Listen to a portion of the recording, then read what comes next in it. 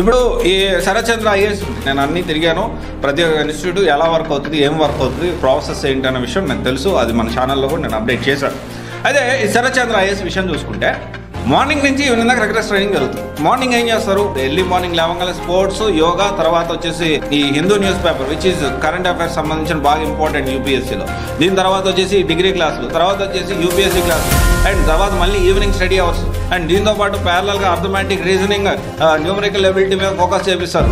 And ఇక్కడ ఏంటి అంటే ఒక రిగ్రెస్ ట్రైనింగ్ జరుగుతుంది. Not only UPSC point of view, first వాళ్ళు క్లారిటీగా ఫస్ట్ 2 years సిలబస్ కంప్లీట్ చేస్తారు. డిగ్రీ ఫస్ట్ ఇయర్లో, సెకండ్ ఇయర్లో డిగ్రీ సబ్జెక్టులు చెప్తూనే యూపీఎస్సీ సిలబస్ కూడా కంప్లీట్ చేస్తారు. సిలబస్ కంప్లీట్ చేసిన తర్వాత థర్డ్ ఇయర్ అనేది అంటే ఇప్పుడు కొత్తగా స్టార్ట్ చేయించాము, కానీ ఏ డిగ్రీ విత్ ఐఏఎస్ కూడా ఈ ఆప్షనల్ కోచింగ్ అనేది ఇవ్వట్లేదు except Sharatchandra IAS. Third year నేను వాళ్ళతో మాట్లాడాను, స్టూడెంట్తో కూడా మాట్లాడడం జరిగింది. అండ్ వాళ్ళు ఆన్లైన్లో ఏదైతే ఆప్షనల్ కోచింగ్ ఉందో అది కూడా ప్రొవైడ్ చేస్తున్నారు ఫ్రీగా.